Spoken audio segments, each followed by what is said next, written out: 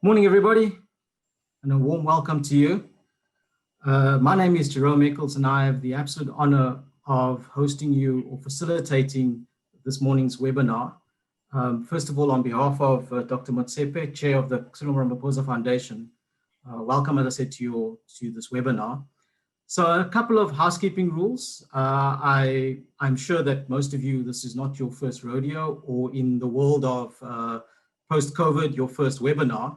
But just some housekeeping rules. The toilets are down the passageway. This is a no smoking room, and the parking is free, well, virtually anyway. So I suppose my jokes have gone down very, very flat, and I can't gauge the impact of my jokes. And I suppose probably in May 2019, the foundation probably thought of a similar thing, was, how do we measure the impact? Just like my impact of my jokes have probably gone lost on you. And so they appointed an independent company, Studies in Poverty and Inequality Institute, to conduct an evaluation of the foundation's work over the past 15 years as part of the foundation's 15-year anniversary. And so this morning is about the launch of that report and sharing it with you. So without any further ado, let me introduce the Chief Executive Officer of the foundation, Ms. Mabatu Maboya, to welcome you officially. Thank you. Thank you, Jerome. Ladies and gentlemen, good morning. Welcome to the launch of Cyril Ramaphosa Foundation's 15 Years Impact Report.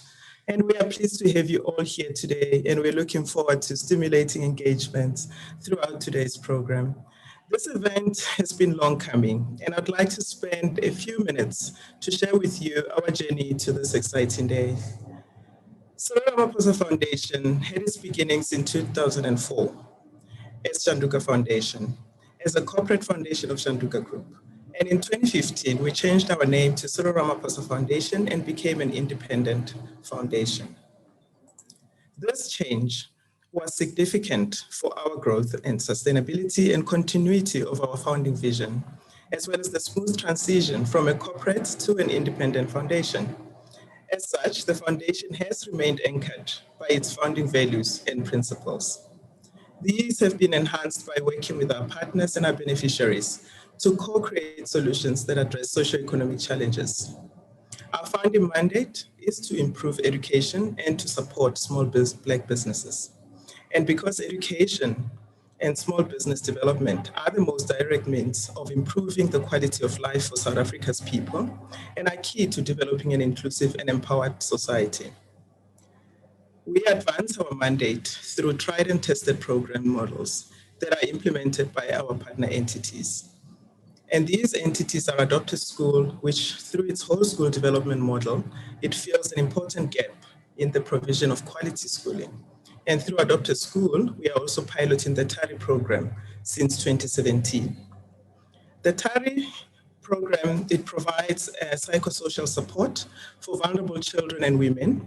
We have safe parks and multi-sectoral stakeholder forums of local organizations and professional services to address social and safety challenges in school communities. KST, one of our other partner entities, which is a collaboration between Cyril Ramaphosa Foundation, Kagiso Trust, and First Rand Empowerment Foundation. KST implements its district whole school development program in partnership with the Free State Department of Education. This is one of the partnerships that is a highly successful example of how impact through partnership can bring about lasting changes. And we'll hear more of KST today as our program devotes specific attention to it. The Cyril Ramaphosa Foundation, the Cyril Ramaphosa Education Trust, which we normally call CRET, is a higher education bursary scheme that offers holistic wraparound support and youth development. And lastly, it's Black Umbrellas, which is the foundation's entrepreneur and small business development partner entity. Black Umbrellas incubates and accelerates the growth and sustainability of 100% Black-owned small businesses. Now, when the foundation was established back in 2004, it actually committed to spend 100 million rands over 10 years on education and small business development. And by February this year, we had contributed 402 million and leveraged over 1.2 billion through our partner entities to implement all of our programs. and we've had positive and transformative impact on many individual lives, rippling change far and wide and into the future. However, this would not have been possible without the commitment from our trustees and our stakeholders. We've partnered with government, the private sector, civil society organizations, NGOs, and specialist service providers, institutions of higher learning, communities, and individuals. And this has made our work possible. It's made it sustainable, meaningful, scalable, and replicable. So in 2019, the foundation marked its 15th anniversary. And it was important for us to mark the occasion by celebrating our journey and sustained track record of our work. Among the many activities we undertook to mark our 15th anniversary, we commissioned an external review of our impact to society and appointed the Studies in Poverty and Inequality Institute to conduct the review. So today we are pleased to share that report with you and to reflect on some of its findings, because among you are many who walked our 15-year journey with us and who have contributed in no small measure to the impact we have had in improving lives. The process was challenging because we had to scope and plan a review of a complex organization with its partner entities, some of which were established way ahead of CRF. So in today's program, it is dedicated to this work. And I believe that we'll come out stronger with more insights that will contribute how we view ourselves and how we can learn and share with others the lessons that we have learned. Ladies and gentlemen, on behalf of the board, executive and staff of Cyril Ramaphosa Foundation, thank you. Thank you for traversing the 15-year journey with us, because without you, we would not be able to tell the comprehensive story of impact through partnership. And I'm wishing you an enjoyable session and a nagging longing to read the impact report. And we are grateful for your attendance, and we're looking forward to your contributions and insights over the next 2 hours. With those few words, welcome, and looking forward to your participation. Thank you, Jerome. Thank you, Mabata. Wow, now I'm excited to learn. And I'm hoping, like you guys, I'm so prepared to be energized and inspired over the next hour and a bit. With that, I forgot to mention, I said that this wasn't probably your first webinar, but just the other housekeeping rule that I neglected to mention was that at the bottom of your screen, you will find the chat box, and also you will find the raise your hand functionality. So after we've actually had, at any time, feel free to drop us a question in the chat box, or when we get to the Q&As, the raise your hand facility will come in, but I'll give you some more later on. It now gives me great pleasure to invite our keynote speaker, the chair of the Cyril Ramaphosa Foundation, Dr. Motsepe, to deliver a keynote address. Dr. Motsepe, over to you. Thank you. Good morning. Thank you for the opportunity to address this webinar. Our economy was already challenged before the outbreak of the COVID-19 pandemic. It is now even more so. Our growth, revenue, and employment aspects are bleak. As a result, unemployment, poverty, and inequality are likely to increase. This is a scenario South Africa can ill afford, and every effort must be made to mitigate it. Collaboration through partnership is our rallying call, because we are in it together and we need one another. The COVID-19 pandemic has seriously affected education and small businesses, in particular small businesses. These are the local areas of the work of the Cyril Ramaphosa Foundation. Schools, universities, and colleges have had to close, and many of our young people have missed a significant part of their education this year. As a result, the inequalities in society are laid bare, as many did not have the means to continue online learning due to lack of resources necessary for online learning. We know that this has also made the situation of our youth who are not in education or in employment or learning worse. We expect the long-term impact to our country's capacity to improve economic participation will be more challenging. As for businesses, many have lost revenue. They've had to retrench staff and close. Millions have lost their jobs. Small businesses have been the worst affected. Given the importance of small businesses to employment, this again is a huge blow to the economic participation with significant social consequences. In this context, we see yet again the importance of education and employment in mitigating poverty. According to the United Nations Development Programme assessments on the socio-economic impact of COVID-19 on South Africa, the higher the level of education achieved by the head of the household, the lower the impact of the household falling into poverty. The main findings of the household level show that female-headed households are likely to suffer from poverty more than male-headed households. Workers with only primary education and those with only middle education, who respectively are characterized as unskilled or semi-skilled, are the worst affected. Similarly, households that experience more secure employment, including permanent employment and self-employment, have a lower capability of falling into poverty. We also appreciate these impacts are confirming the challenges that the country has been battling with even before COVID-19 pandemic.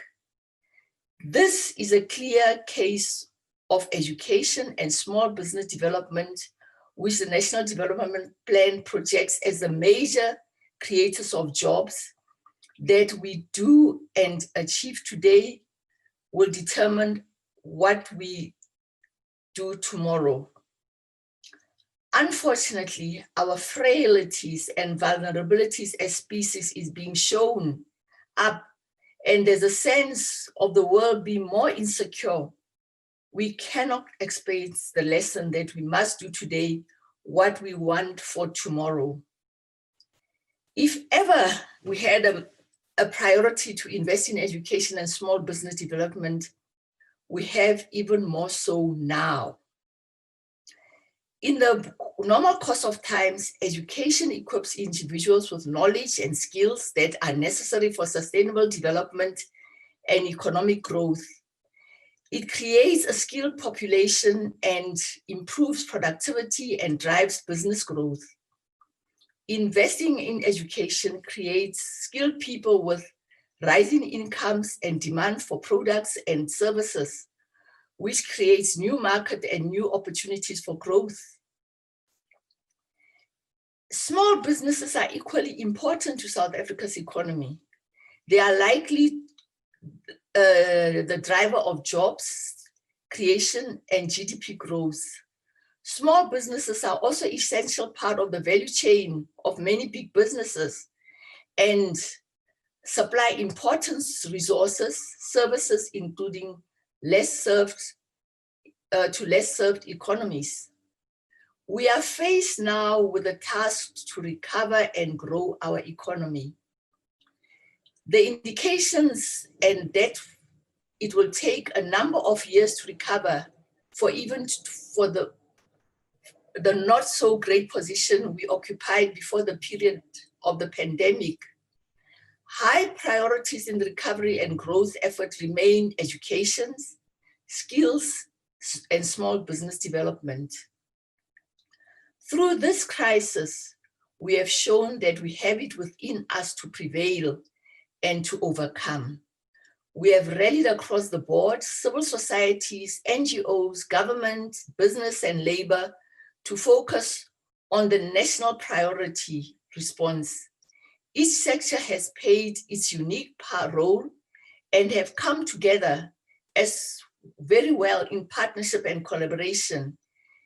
This is unity of purpose.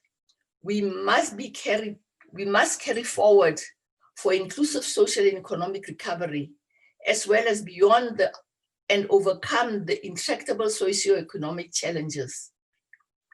The national priority focus, the will, solidarity, self-sacrifice, and creativity that have been shown in response to the pandemic must serve us well in response to our endemic challenges of unemployment, inequality, crime, and poverty. We are interdependent. That is the vein that runs through our history. We are interconnected across class, race, gender, and other lines. We stand or fall together. The social and economic problems that afflict large parts of our population or consequences for the whole of society. There is no escaping that. In not on the basis of moral obligation and social commitment, then on the basis at least of an enlightened interest, we are compelled, all of us, to address the social and economic problems of our society that have made this situation so serious. Never has the slogan, "an injury to one is an injury to all," been more pertinent. The creation of shared value in which financial benefit also produces social benefit has now been a strategic imperative for all companies. We are called on to be more relevant, to deepen, and to be more creative in the objects of the program of our partnership. Indeed, that is a question before us today. At its base, it means going beyond the mere building relationship to a shared, dynamic commitment to partnership, noted in the shared patriotic commitment to development. I called for partnership with the Cyril Ramaphosa Foundation in its pursuit to build an inclusive and empowered society. I call for a more collaborative efforts that will contribute to systemic improvements in the sectors in which the foundation works. This is a call for all of us because of education, skills development, and job creation are ever more vital for economic growth and development. Let us develop the skills and the jobs that the economy needs. Support whole school development, support the drive for access to tertiary education and holistic youth development programs, and nurture small business and contribute to entrepreneurship development. With our support, collaboration, and partnership, we can advance the work and impact of the Cyril Ramaphosa Foundation and positively impact on many lives. Thank you for the opportunity.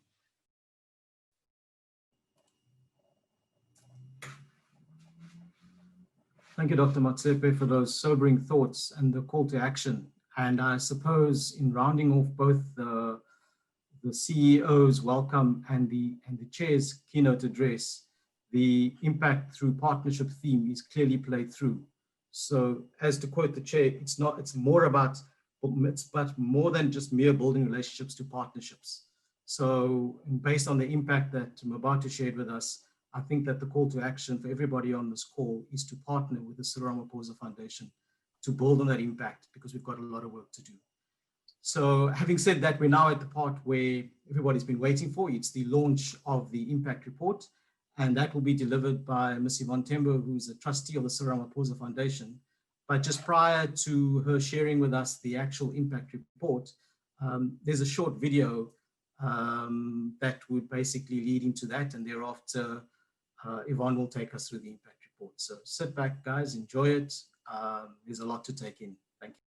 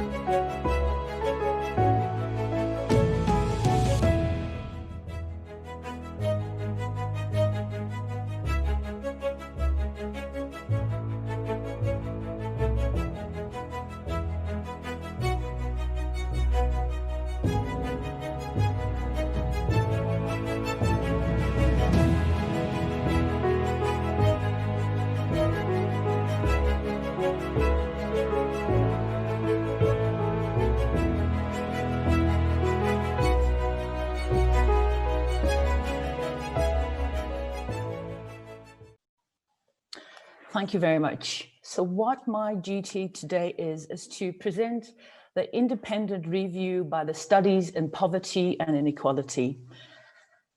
My presentation to you is allocated 25 minutes, so I will just go straight into it.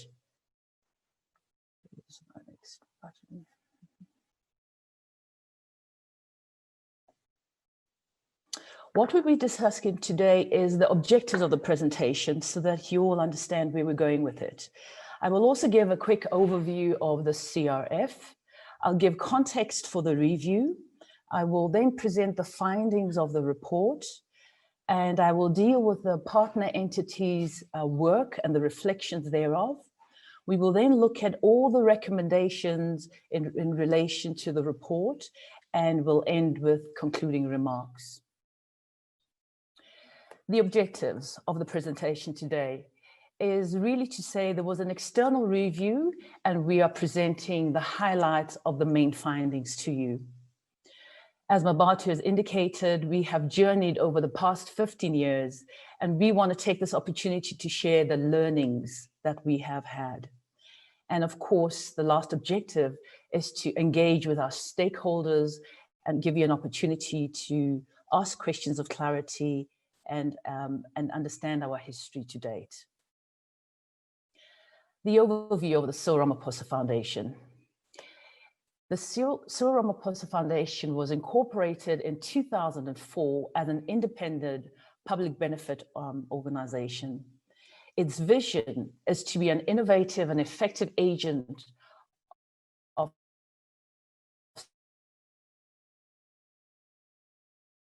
to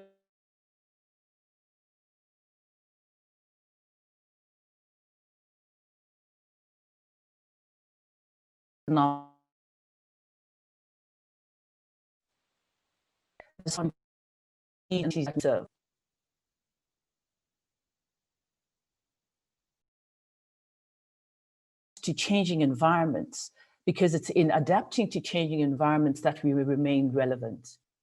The focus areas have been dealt with Mabatu.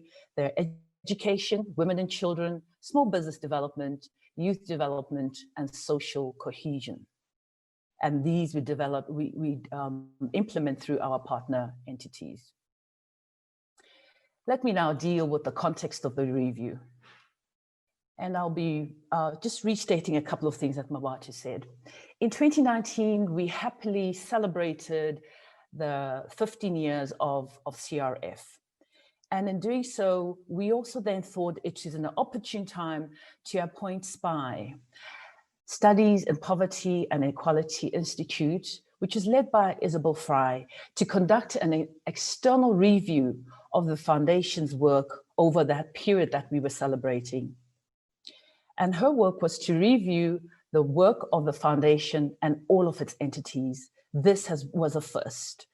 The entities themselves have done many reviews over the years, but the first is for the CRF Foundation to do a review on all of its entities and itself.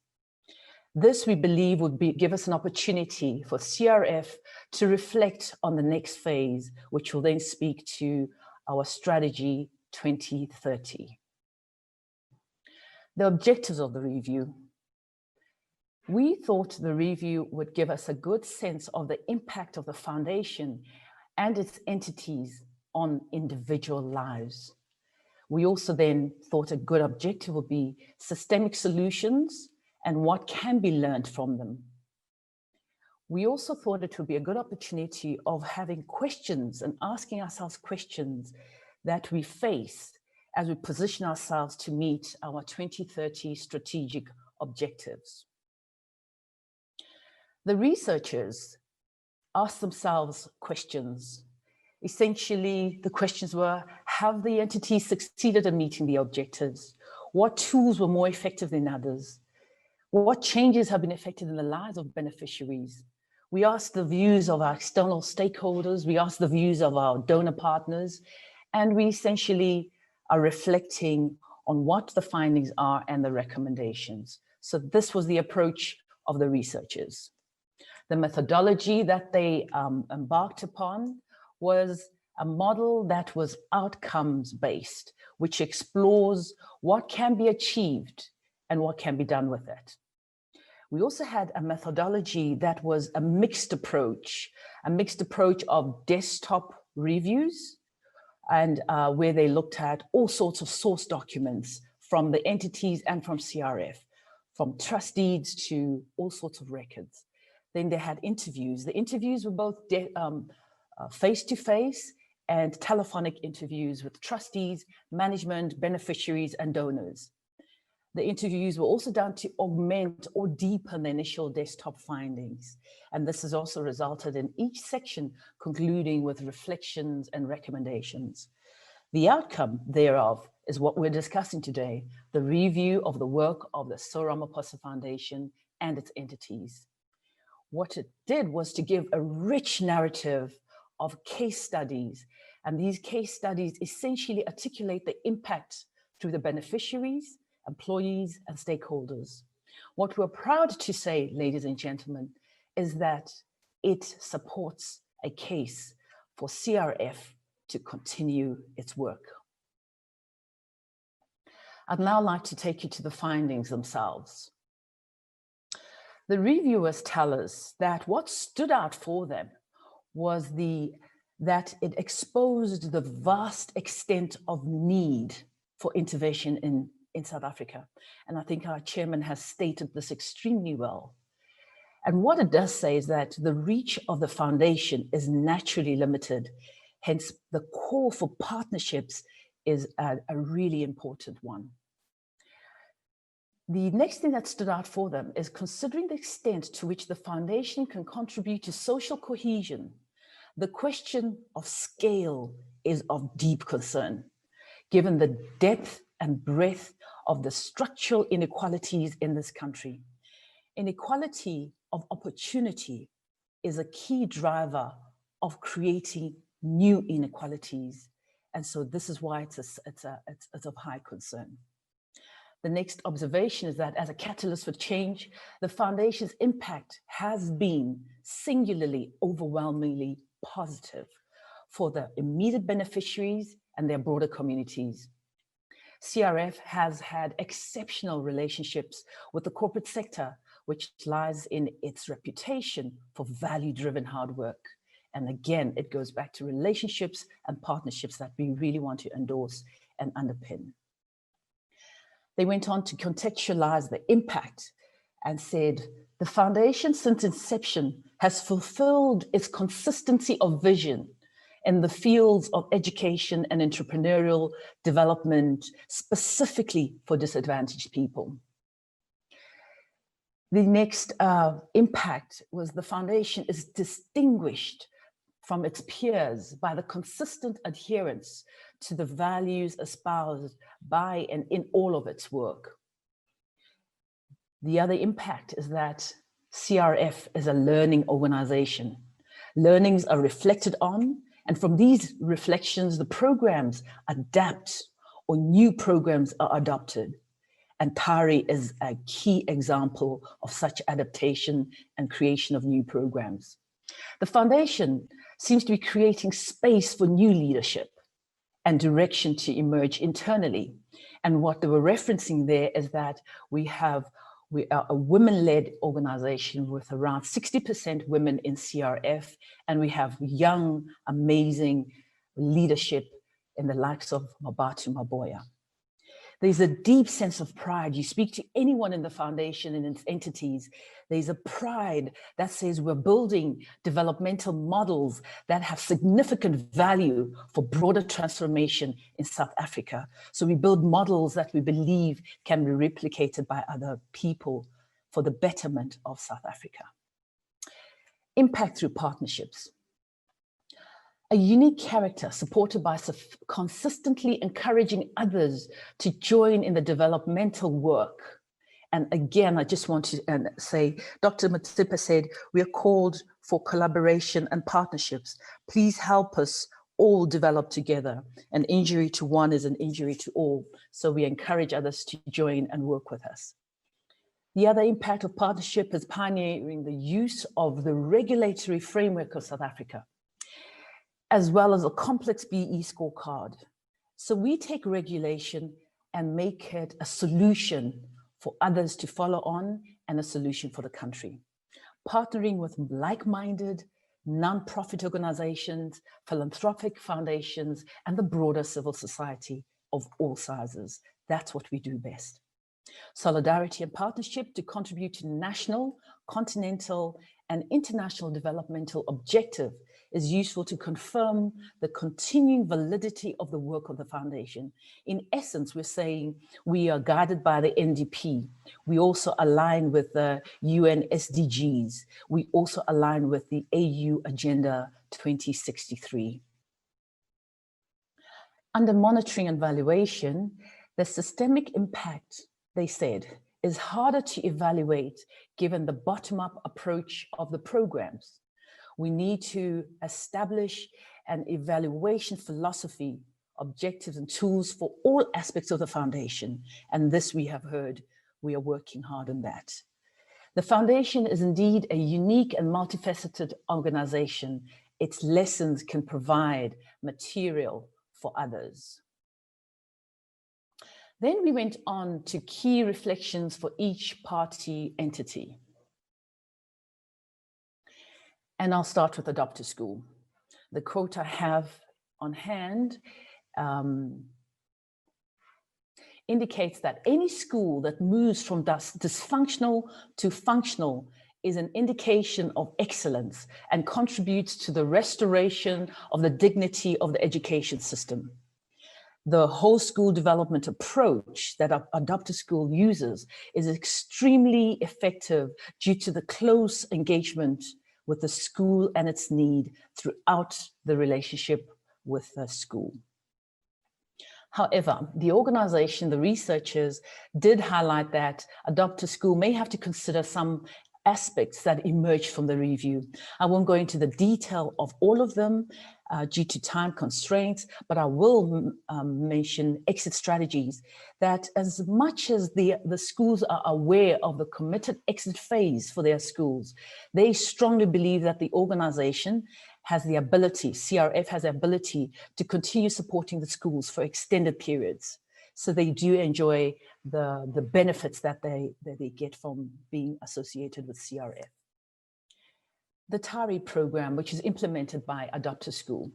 The theory of change is premised on the catalytic change that knowledge can have, resulting in protection for vulnerable women and children and a cohesive community-wide ownership of the need to eradicate unsafe conditions. The THARI program has been a pilot, that's in its third year. The pilot is a clear illustration of the foundation using its capacity as a public benefit organization to advance social innovation. Early outcomes indicate that the impact of the child youth care workers at the pilot site has been extremely effective. They did, however, again, bring up aspects that emerged from the review for consideration.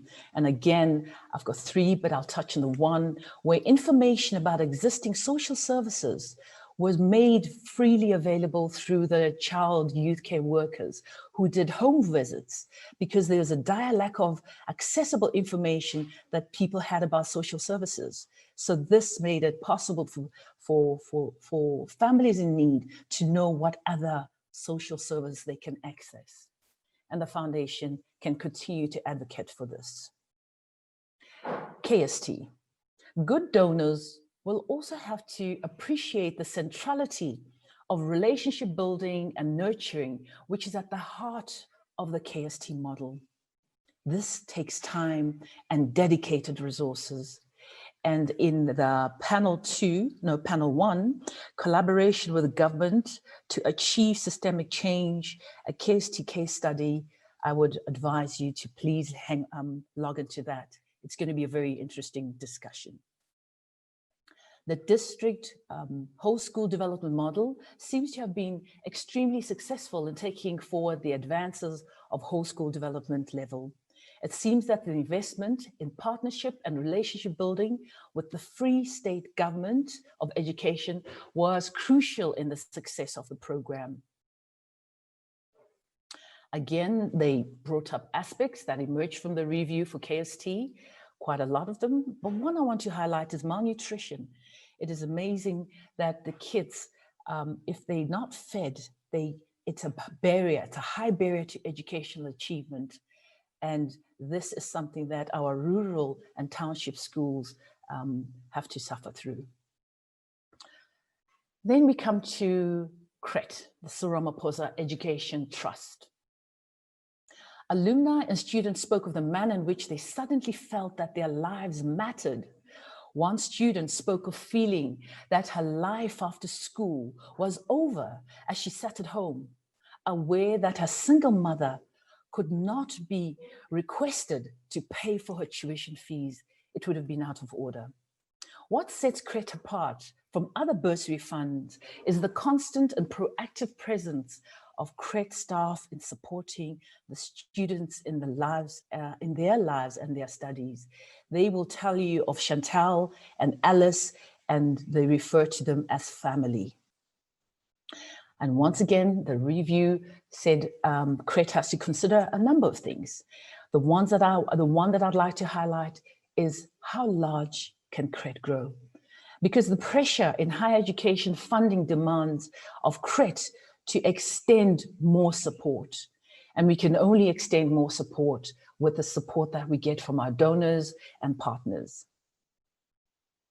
Black umbrellas. Entrepreneurs are integral to the development of economic growth. Countries that fail to invest in entrepreneurial development stifle their own growth potential and limit the prosperity of their people. Black Umbrellas celebrated 10 years in 2019, and it appears to be a success story that deserves notice and replication. It is a global winner in the fields of ESD. Once again, aspects emerged from the review for BU to consider, a number of them, and one that I want to highlight is incubation period. Black Umbrellas has over the years had a 3-year-long program, and the question that was posed is this too long to expect the full commitment of a small business? And luckily, it is a question that Black Umbrellas has indeed been asking itself, and this has been attended to.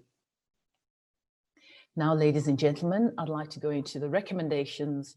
And whenever there's a study such as this, the outcomes would say to you, stop doing something, continue doing something, enhance aspects of it, or consider doing new things. And I'm happy to report that we were told to stop nothing, but we're certainly asked to continue, enhance, and consider. So to continue, we are asked to look at and continue with our CSI compliance, which is regulatory compliance. The foundation and its entities spend time understanding how their work aligns with regulatory compliance, and that's what we sell. This is a unique asset of the foundation, and the recommendation is that this could have a ripple effect in encouraging development implementers to shape their programs appropriately and corporate actors to navigate the complexities of compliance. The second thing we're asked to continue is this multi-sectorial response at the national and supranational national goals. NDP, US SDGs, the AU Vision 2063 requires a comprehensive multi-sectoral response. The foundation gives a clear illustration of how initiatives outside of government can support the pursuit of national and supranational goals.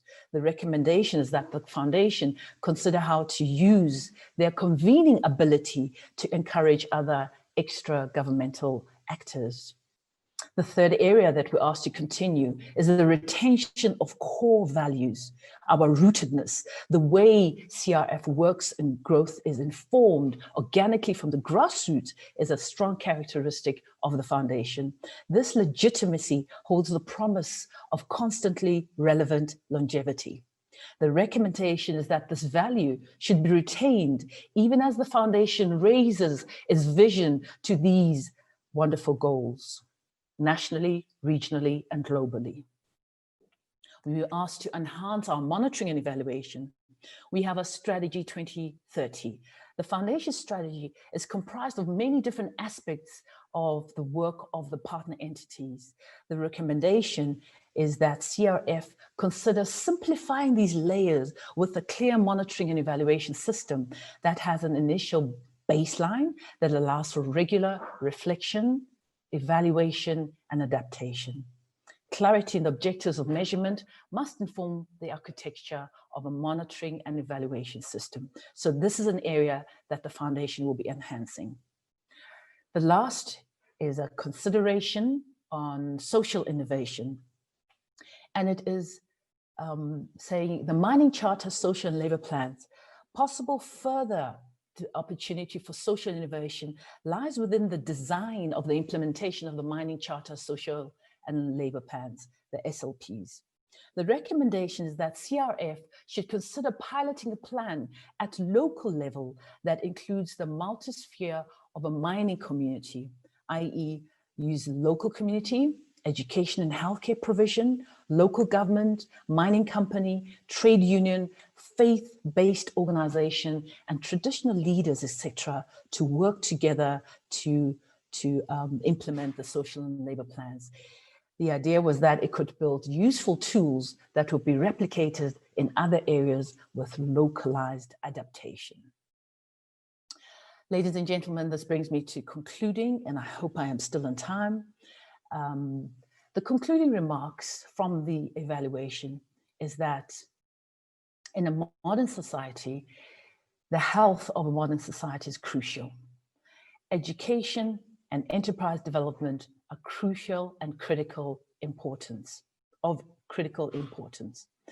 Pathways out of poverty and into rewarding work enables people to complete the transition from childhood to adulthood, which is crucial for the reproduction of a stable and regenerative society. It said, uniquely, the foundation links the private sector, philanthropic individuals, public actors in building an inclusive society through supporting education, learning, and entrepreneurial enterprises. CRF does not view itself as being the sole catalyst for change. Much of its success can be attributed to the relationships and partnerships that are nurtured with government, corporates, and beneficiaries. So an injury to one is an injury to all, and let's work together. Ladies and gentlemen, on that note, that concludes the impact through partnerships that the independent review by the Studies in Poverty and Inequality Institution on the Cyril Ramaphosa Foundation, looking back 15 years. I thank you very much for this opportunity on behalf of CRF Foundation. Thank you very much. Thank you, Yvonne. Wow. And by the way, you were on time. So I'm sure you're happy to hear that. Yes, everybody. So that was basically the presentation of the findings. Apologies early on for the technical hitch in the video. You saw the video, you just didn't hear the sound. So apologies for that. So what we're going to do now is we are actually going to break away into, not break away, but have a Q&A session. So as I said before, you can start posting your questions in the chat box. What we will do is we'll have a panel which will be made up of all the heads of all the different entities that will take questions if you have anything specific to any particular entity or what you saw. And also, if you wish to ask a question, you can raise a hand. We will try to get through as many questions as possible. So try and keep it to the chat box rather than raising the hand, because then we can get through more questions. Just in terms of the technical questions around the report, methodologies, etc., please note that the author of the report couldn't join us this morning. Unfortunately, she's ill. Couldn't make it. So what we will do is that if you have any particular questions, we will note them down and we will ask SPI to answer them, and we'll get back to them afterwards. I think there was a question about accessing the presentation post-webinar. Yes, everything will be shared with you, including all of the questions, so that if you have missed a question, we will share that with you afterwards. So we will now start the panel. And I'm not sure if the organizer, if you're going to just play that the initial video again or not. But if so, just let me know privately to the organizers. So we'll start the panel now, and I think that, here we go with the video. Share computer sound.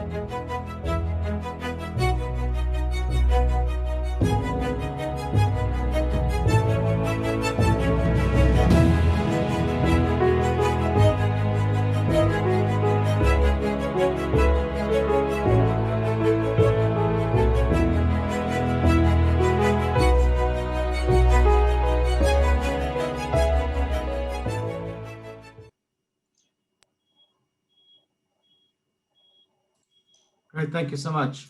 So we have our first question from Lily Geertz, who runs an organization, who's working with an organization called Head Start Kids. And Lily says, good day, we have a program that is working around malnourishment in the ECD space and currently able to impact 400,000 kids per month. How do we connect with the foundation to present our initiative? Anyone on the panel will take that question?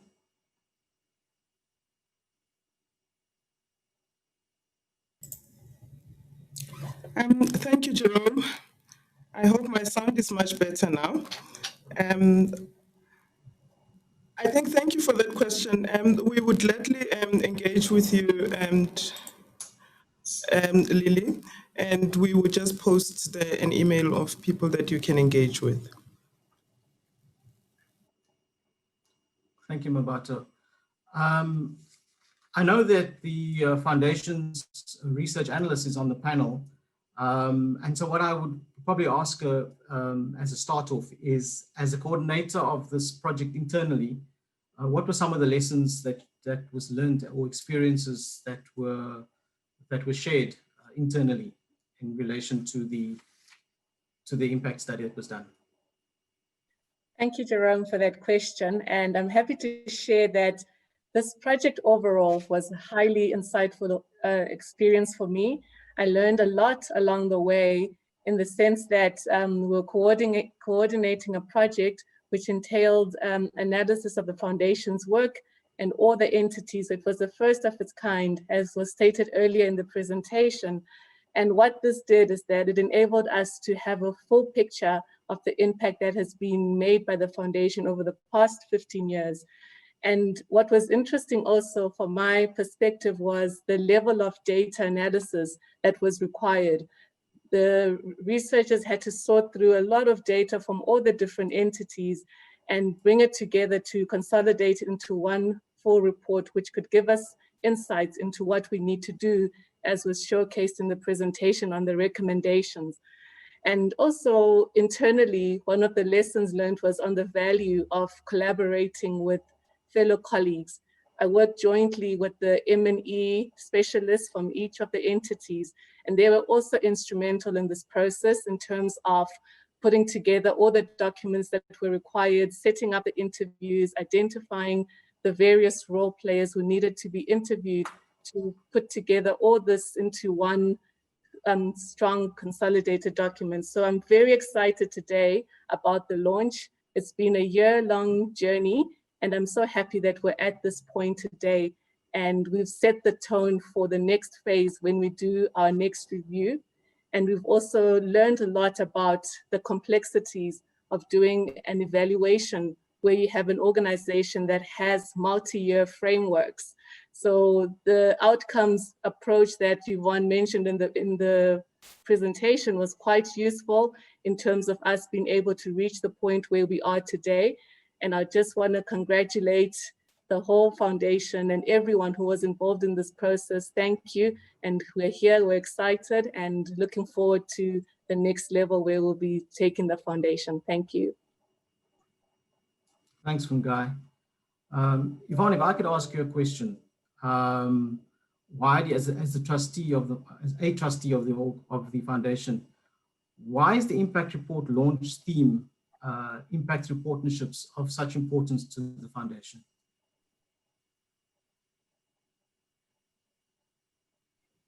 Sorry, repeat the question, Jerome.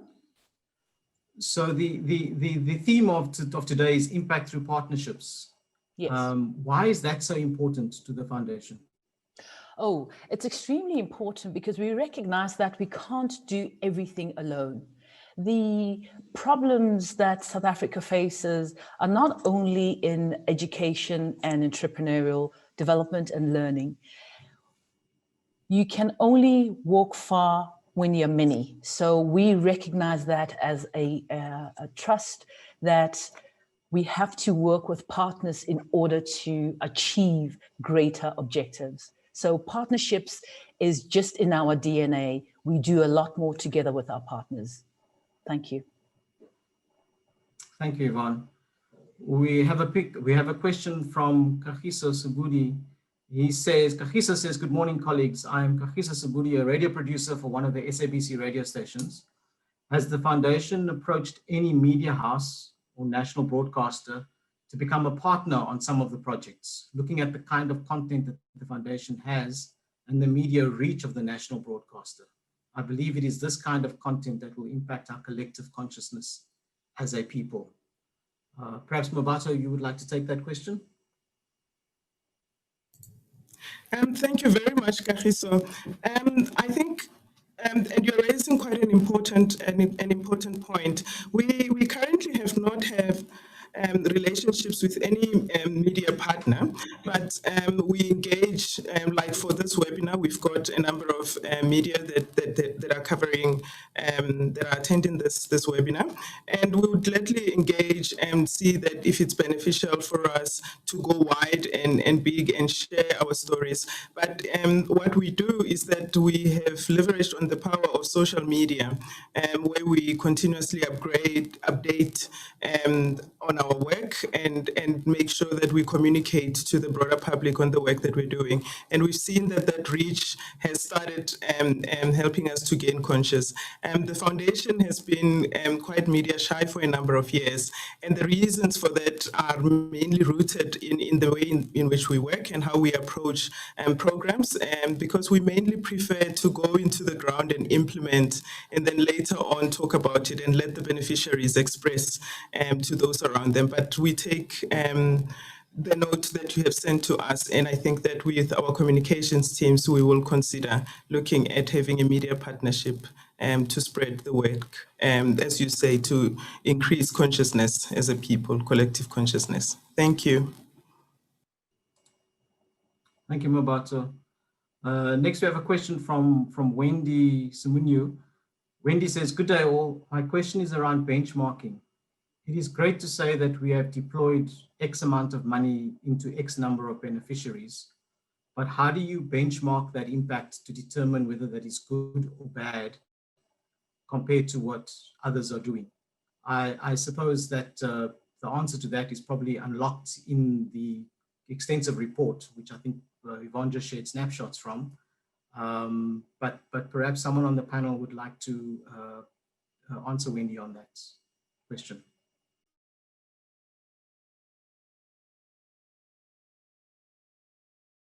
My sense is that Fungai is best placed to answer that. But what I can say is that that is part of what we were also asked to enhance, is how we monitor and evaluate from our benchmarking. And we're starting to do that with the THARI program, where the theory of change is the fundamental that tells us what we need to achieve over time. But I'm sure Fungai or the team can give you a deeper answer to that. Thank you. Thanks, thanks, Yvonne. Fungai, I suppose if I took Wendy's question and Yvonne's answer to that, and I swung it round by maybe asking you, you know, obviously there are findings and recommendations that's come from the impact report.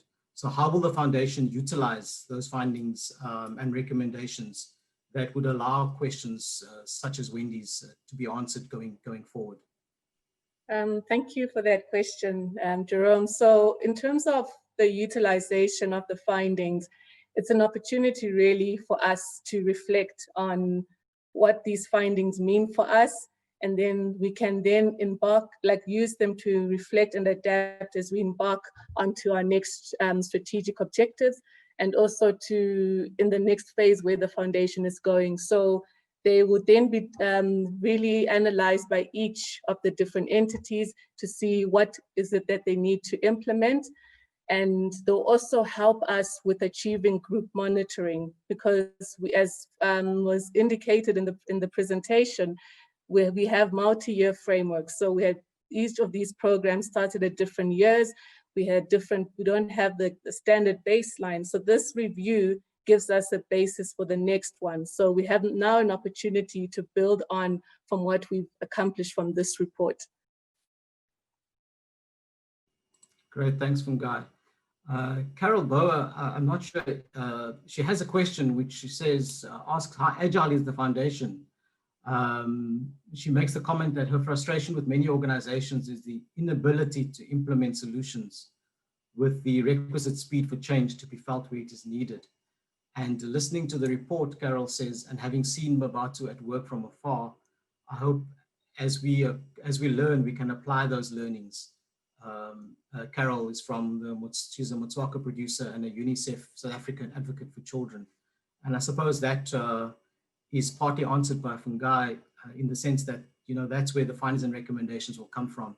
And it's the foundation's wish and objective to use those learnings and apply them at the speed. Mabatu, I'm not sure if you want to add on to that based on Carol's question.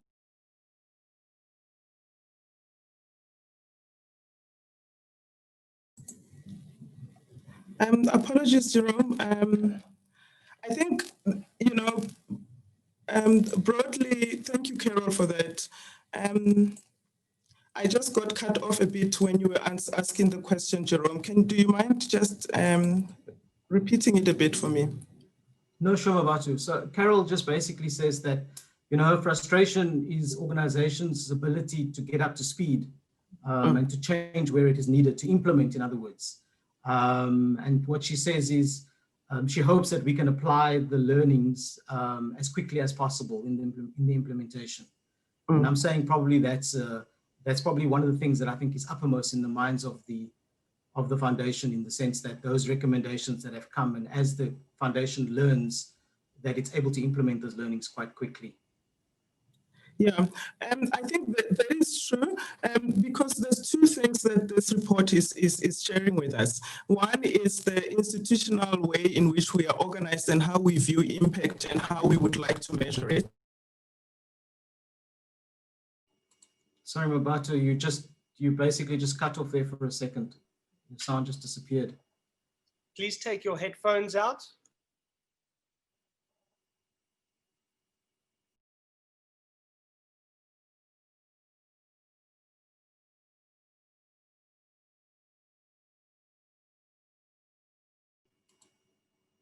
Apologies for that, everybody. Mabatu, are you back?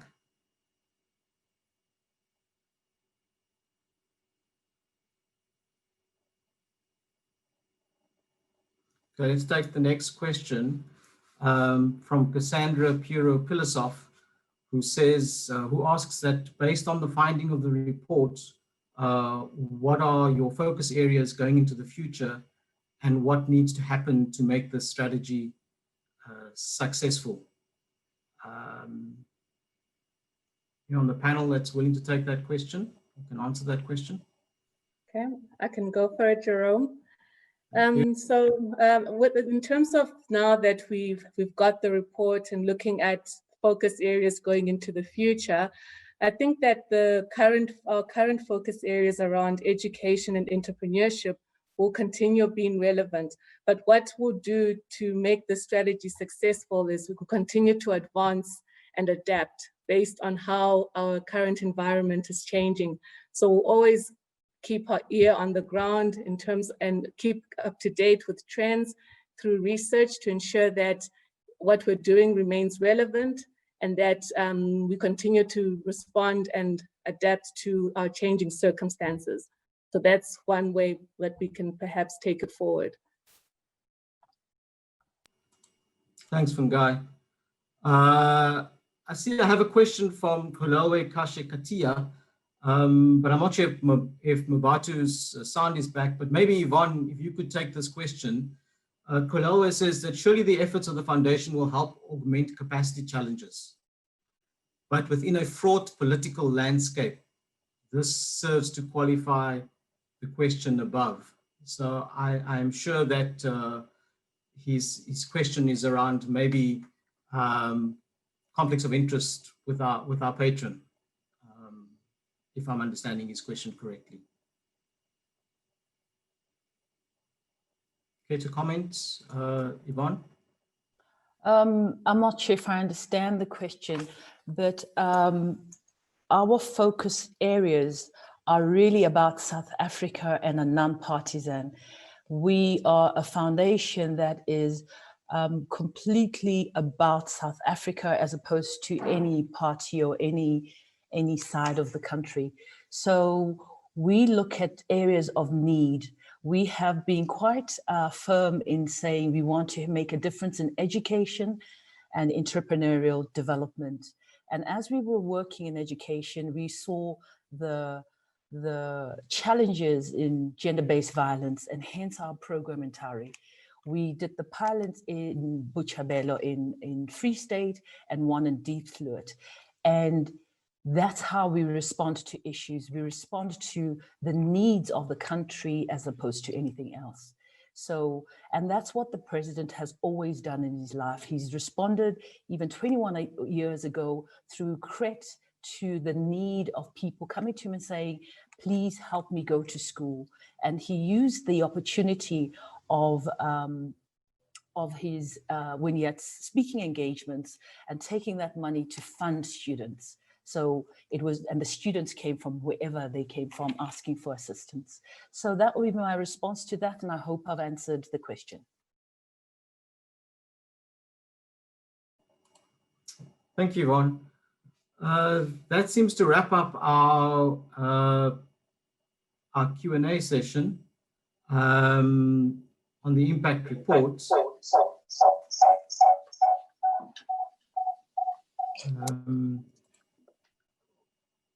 There is a hand raised. Let me just, Regina, would you like to ask your question? Go ahead, please.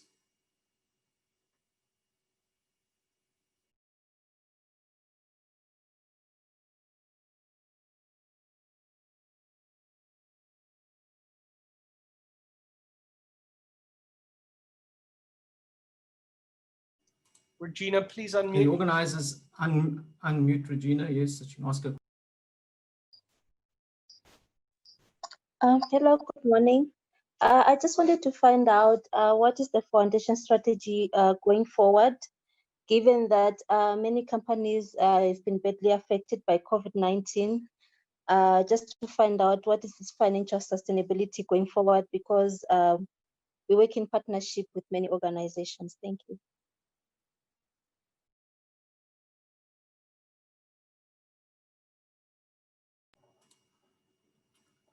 I suppose maybe that question, given the economic aspect of it, maybe I should go to Mark Frankel, the head of Black Umbrellas. Mark, what is Black Umbrellas doing around the economic impacts and how it affects the work that Black Umbrellas does in terms of small business and ESD space? Thanks, Jerome. Thanks very much for the question, Regina. I think what Black Umbrellas is specifically doing is both looking at diversifying its funding, its funder support. So traditionally, Black Umbrellas has been reliant on a small number of large funders to a certain extent. So we recognized that risk some time ago in pre-COVID, and we've been focusing quite intensively on how we diversify that risk and spread our financial support over a range of funding sources, which would include both, well, not both, but would include corporates, governments, individuals, even looking at funding in the form of in-kind support wherever we can. We've also been exploring a number of for-profit strategies to help mitigate the risks around being solely reliant on fundraising. So we've identified, obviously, some of the strengths that we hold within the organization, having worked in this space for 10 years, and how can we possibly commercialize those strengths. We've also explored where the gaps are within the work that we do. So where can we provide additional support to the businesses that we develop, where we haven't been successful in terms of bringing sufficient support from collaborative partners, so things around funding, procurement opportunities, et cetera, et cetera. So we've put our own structures in place. We've recently set up a debt fund to help provide funding to small businesses. We've formed a consultancy business in the procurement and supply chain space to try and open up more supply chain opportunities for small businesses. We've also, obviously, and I think it's probably a common theme across nonprofit organizations in this space, is the need to work together and collaborate. So that's been a key theme throughout the discussion today, is around partnership. And I think that's more important than ever within the current environment, is we can no longer work in silos. Not that the foundation ever has, but I think there's a much greater appetite for partnership and collaboration in the current environment than there's ever been. So also developing a clear understanding of where one is within the ecosystem that one works, and to be able to establish a broader value chain, I suppose, of support, and work with people who bring offerings that you don't, so you can offer a broader range of services. So that's broadly the strategies that we're working within. So I hope that answers the question. Yes, thank you, Mark. We've got one last question from Banyana Mohani. We're running 5 minutes over time. So Banyana, I'm going to make a note of your question and come back as a second Q&A session, and I'll ask your question there if that's all right with you. But just to close off this Q&A, we'll basically go on to a beneficiary video. They say a picture tells a thousand words. So we prepared a short beneficiary video, which I'm going to ask the organizers to cue now and play for you.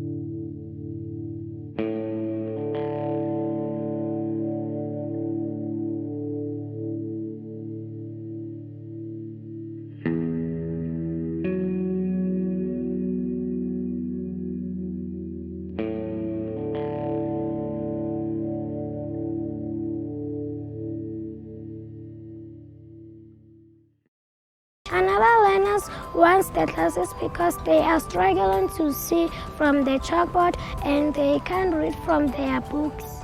We didn't have the science lab, so that when teachers teach us about something, we can see it clearly. And now I can sit on the desk. We have nice books. We can how to read and how to write. Adopt a School intervention made a huge difference in my life because it made me realize that as an individual, if you're successful, then you don't have to look at only yourself, and you must look out for your community. I see a very bright future for our school and for the upcoming generation.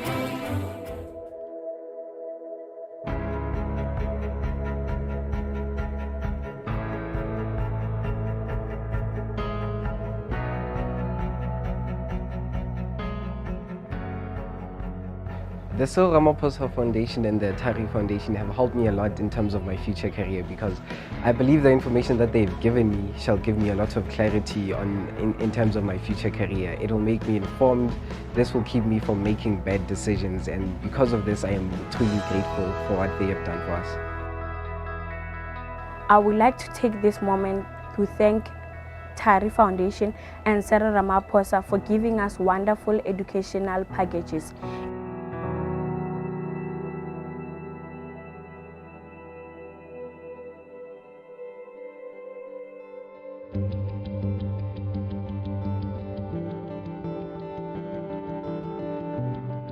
The KST helped my school to renovate the science lab. In class, we are taught only theories, but when we go there, we are going to do them practical. So it helps us to demonstrate what we are taught in class practical as science students.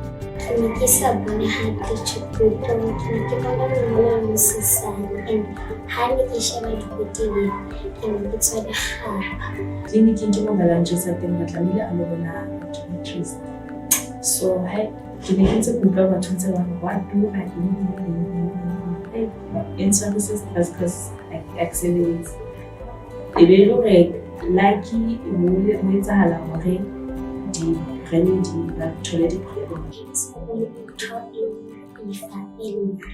The impact of the problem in schools notably has been enhanced self-confidence within the learners. Learners have become very confident.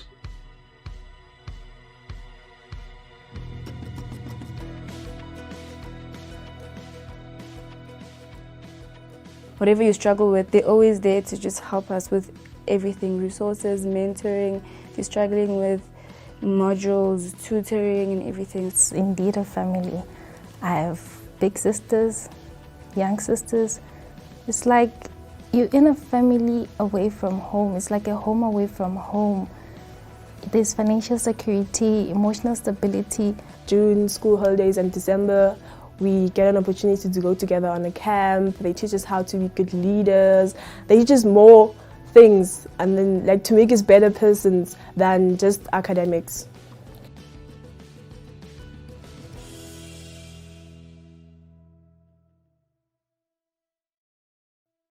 I was working, it was a government department, and so when the opportunity of the Black Umbrellas came, that's when I decided to resign and so that I can be able to attend all the trainings and everything. And I must say that was the best decision. It's the tough love nurturing that I believe every entrepreneur should consider being under BU, because it gives that type of sense of direction. You've got people who are cheering for you. Just go out in the market and believe in yourself. So I genuinely love BU for that.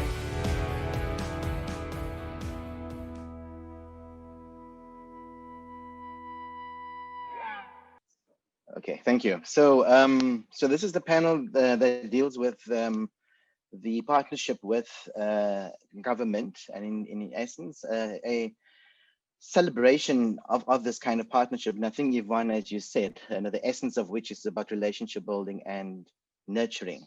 So KST has brought this unique partnership into existence in having to consolidate the resources of its own, of Kagiso Trust, and then subsequently the First Rand Empowerment Foundation, or FREF as we call it, joined in what we consider is a partnership of co-investment, where these partners not only brought financial resources, but also brought the benefit of human resources and expertise. Am I hearing myself? Oh. Oh, we're fine. Okay. And so, so the approach that we refer to in terms of this sort of investment is referred to as the district whole school development approach, which we'll explain a bit later. But it is a partnership of having to complement both financial resources, and I think on the part of the department also its commitment and resolve to ensuring systemic change and the improvement of schools. In fact, over 300 schools that have actually benefited from this across two sort of districts. Now we have a panel of 3 persons. We were required to have a panel of 4, but Dr. Chuta, who is the director of the Fezile district, is ill at the moment and could not join us. We did arrange for the partnerships manager, his name is Mike Mutsitsi, who will join us not on the panel per se, but will join us in the Q&A afterwards.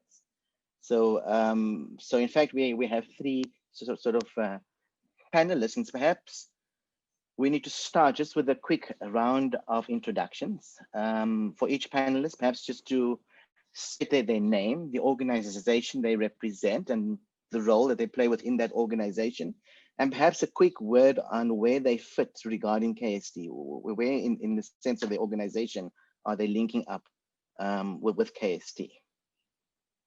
Perhaps if we can start with Mankone, and then Melanie can follow, and then Bongiwe. Oh, thank you very much, Sean. Am I audible? I can hear you, yes. Yes, thank you very much. Thank you very much, Sean, for this opportunity to present a brief overview of KST and where Kagiso Trust fits in. And good morning, colleagues, and good morning to everybody who's in this panel. My name is Mankone Ntshaba, as stated by Sean. I am the chair of Kagiso Trust. I've been a trustee since 2009. And during that period, for 6 years, I was chair of programs. And I'm also a member of the KST Advisory Board. Now, KST is a collaboration between Kagiso Trust and the Cyril Ramaphosa Foundation. The collaboration developed from a shared vision of the 2 organizations in terms of the recognition of education as a catalyst for development. I think the chair of the CRF indicated earlier, and as a strategy to fight against poverty. This collaboration brings together experience and methodologies from the Adopted School Whole School Development Program of CRF and the Beas Nodie Schools Development Program of Kagiso Trust. Now, the 2 organizations, as I said, have a shared vision. We believe in education. We believe in socio-economic development. We believe in social justice. We believe in ensuring that the country prospers and progresses. And in that collaboration, the 2 organizations, through their programs, established a new trust, which was then called Kagiso Shanduka Trust. Many people will keep on asking, what is KST? It comes from what was established in 2013 as Kagiso Shanduka Trust. And today, the trust is still called KST. That's the name of the trust. It's KST and nothing else. As mentioned earlier, the methodologies and best practice of each organization were integrated and resulted in what is currently now known as the District Whole Schools Development Program.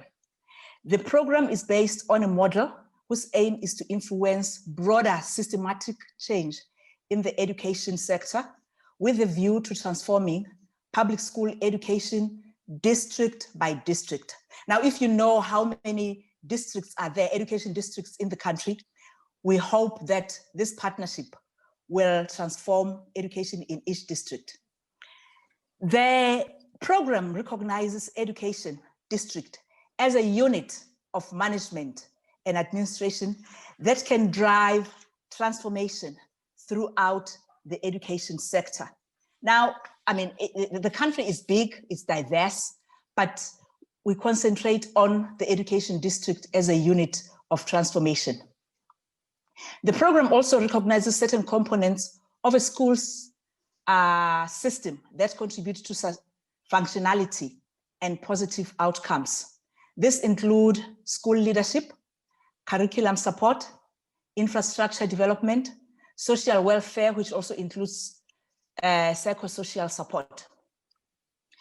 KST established a partnership with the Free State Department of Education and piloted this district-wide school development, district whole school development model in Fezile Dabi and in Motheo.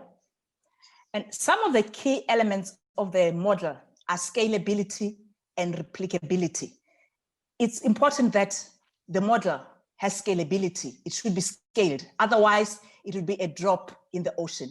We hope that one of these days, the model can be rolled out throughout the country. The scalability and the replicability of the model has been confirmed by the participation and addition of the First Rand Empowerment Foundation as a partner. Details of the role played by FREF in the partnership will be presented by Menjobe later. Now, scalability and replicability are very important elements that assist in bringing partners together. And especially scalability creates an opportunity for more partners to join. In joining, the partners may implement the current components of the model as they stand and replicate them in many areas where it is not being implemented currently, or may bring other elements as the need arises. The case in point is the current national lockdown as a result of COVID-19 pandemic. The pandemic and the resultant lockdown actually showed us that there is a need for digital education, there's a need for connectivity, there's a need for distance learning. But what did we find on the ground? Problems, problems, and more problems, which means that actually there is a need for a partner dedicated to issues of ICT, connectivity, and issues of all the elements that deal with digital learning and distance learning. But again, in the program, we realized that during the pandemic, issues of inequality were exposed in the education system. Okay. And this was especially so in less resourced schools where KST and its partners are operating. Now, those areas where KST is operating is rural areas, it's poor areas, it's areas that are under-resourced, and inequality has been really seriously exposed. What we can conclude, yes, with my closing remarks, is that the challenge is big, but is not insurmountable. Partnerships and collaborations are needed to roll out the model to other districts throughout the country and to achieve national footprint. The current KST initiative, with support from our partners, has shown resilience in the face of the pandemic and continues to deliver support to education. So the issue of partnerships and collaboration is paramount. Thank you very much. Thank you, Mankoni. And I think it's also important to note that during this time of crisis, that KST, through its partnership, has walked the journey with the department. I think that's also what you are saying. Yes. Yes, okay. So perhaps I could turn my attention to Melanie Spencer, who is the Chief Operating Officer of the Cyril Ramaphosa Foundation, also an EXCO member of KST. So Melanie, please share with us what motivated the foundation as one of the founding partners of KST to engage in this partnership of co-investment, not only investing our financial resources, but also bringing the human resource capabilities and the expertise to the table. And perhaps if you can also share with us one key lesson that you think we need to consider in the future of such partnerships. Sure. Hi, everyone. Thanks, Sean. So to answer your question, just to give some context, so it was in 2013 that the partnership was started with the Free State Department of Education, and that we started work in the districts. In terms of what influenced our decision to partner with Kagiso Trust, that obviously happened, I think, 18 months before that. It took us quite a while for it was Shanduka Foundation at the time, and it was Kagiso Trust, and it took us quite a while for the two of us, these two NGOs, to come together and discuss everything and work everything out. The four areas that influenced our decision to partner with Kagiso Trust were firstly systemic, structural. So as Mankoni had said, both entities were operating all over the country doing a similar model. And we said, let's start talking about coming together to create a best practice model that could affect an entire district rather than just a school here, 5 schools there, a more sporadic approach. Then secondly, scale. We knew that by combining our funding and then finding a department to also put in funding, we would be able to do far more and get scale on the project, as well as economies of scale in terms of pricing of the programs, of the work we wanted to do. Co-investment was the third element. So Kagiso Trust had already trialed and had been successful with the concept of co-investment with government in the Free State, in the work that they had done. And we really liked that element of skin in the game, and everyone has skin in the game and wants the project to succeed. And then the fourth element was the success of the province. So again, Kagiso Trust had been working with the Free State Department and had seen great success in their programs. So there was already goodwill, there was already good traction, good relationships in the province, and we wanted to expand on that. So that is the answer to your first question. In terms of the second question, one key lesson that we would say is an important one for these sort of really close partnerships is that partnerships take time. Nothing happens overnight. It honestly takes quite a long time for all of us to get to know each other, for us to build trust, to learn about each other, find out how each other works. It took quite a long time for us to do that with Kagiso Trust, and then equally it took quite a long time for KST to get that sort of good relationships in place and strong relationships, deep relationships with the department, which we now can say we have. So that would be our key lesson. Thank you, Sean. Thank you, Melanie. So key to the success of this, or the key ingredients of the success of this partnership, is about building that relationship and taking the necessary time to ensure that it's done properly. Yes? Because it's a pity we don't have the department that's sitting on the panel, but quite often I've always heard that the KST was very interested in making sure that the department was not only a beneficiary of services, but that it was an equal partner in this sort of broad partnership, that it had also not only brought its own financial resources to the table, but its own commitment and resolve to ensuring the improvement of education and schooling and at the systemic level as well was key. So we worked with the department. Would you agree that was of equal standing in this partnership, as opposed to many other partnerships, like through a tender process or other? We work together as equal partners. Yes. Very, very much so, Sean. So how we set up the partnership, and this again took us quite a while to work this out. So, but the relationship was set up deliberately so that at provincial and at district level and at community level, there were joint decision-making structures. So there's a provincial management committee, there's a district management committee. And this is important so that if it's our joint money, we want joint decisions on things. And particularly even more so with the department, because the Auditor General wants proof and evidence of meetings and where decisions were taken. So through these joint decision-making structures that were established, we were then able to sit together at the different levels, debate, what needed to be done, and take those decisions. So honestly, this partnership can be said that all of the decisions that were made in terms of, which school from which schools to service providers, things like that were joint decisions, so that everyone in the partnership is happy with the decisions taken, comfortable, and really on board with where the project is going. Okay, thank you. And then Bongiwe Jobe, as the head of social investing of the First Rand Group, a FREF trustee as well.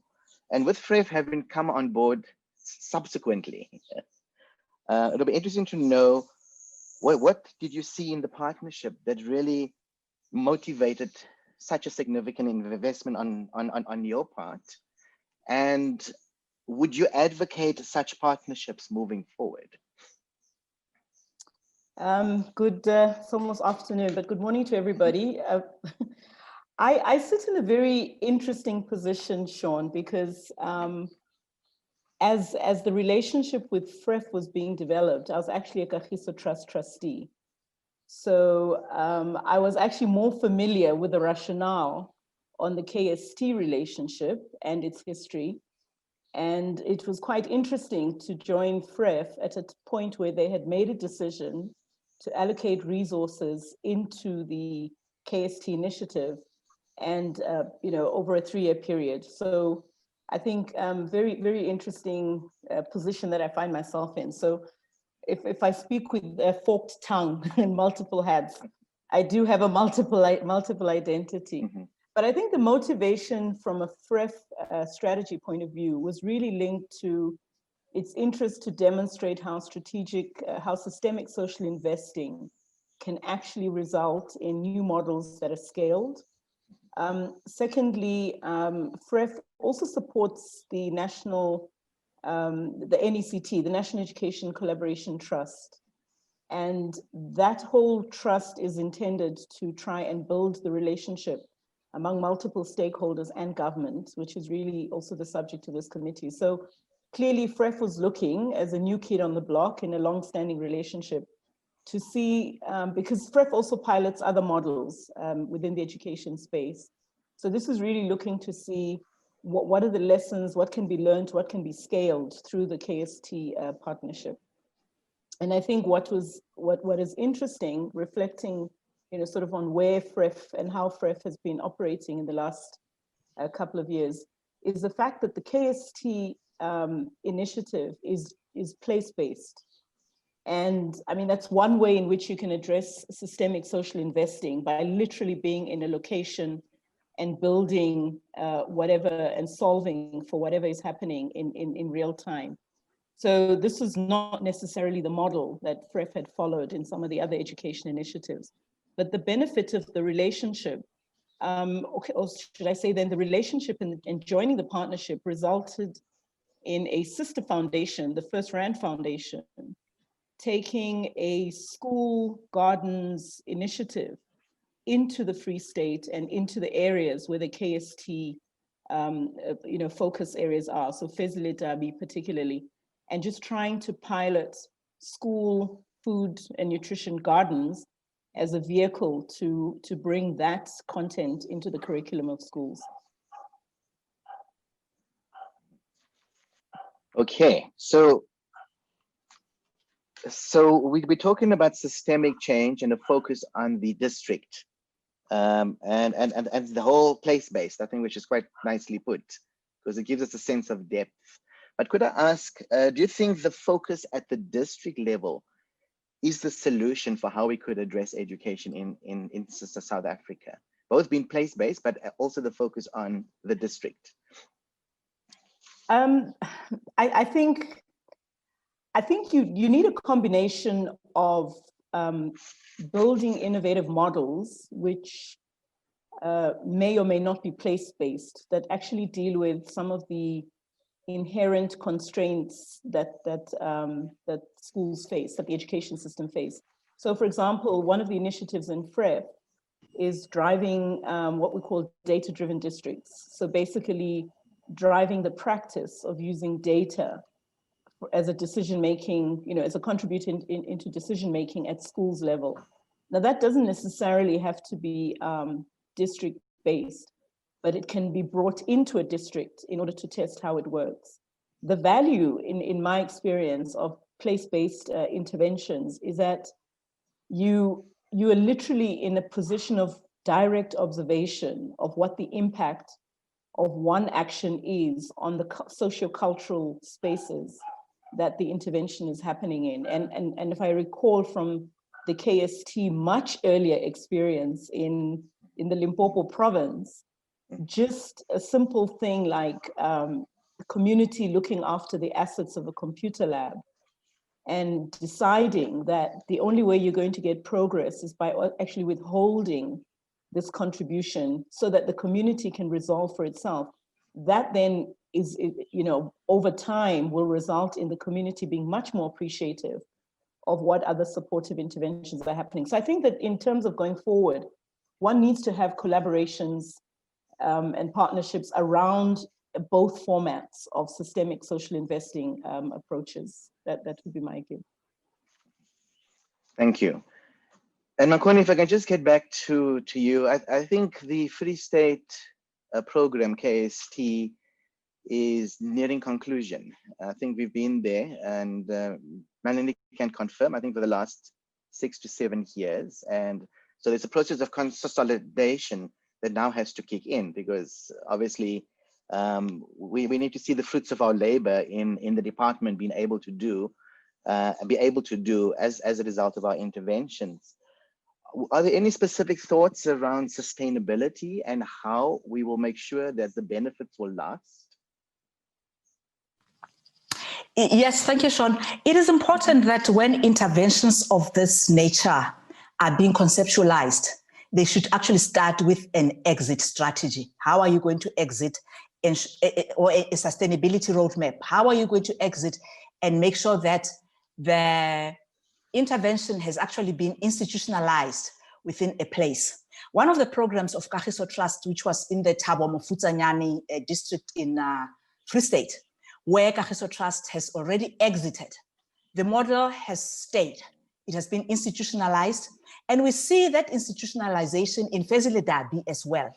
And I am convinced that as the program exits Fezile Dabi, certain things have been put in place, capacity has been put in place, community motivation has been put in place, parental involvement. Many of our areas, parental involvement is very low. But our program, one of the elements of our program is parental involvement, community involvement. And when those elements have been put in place, it's part of the sustainability roadmap that will then facilitate a smooth exit. Okay, thank you for that. And then just Melanie, I mean, it's quite easy to speak about, this is our model, this is our intervention approach, etc.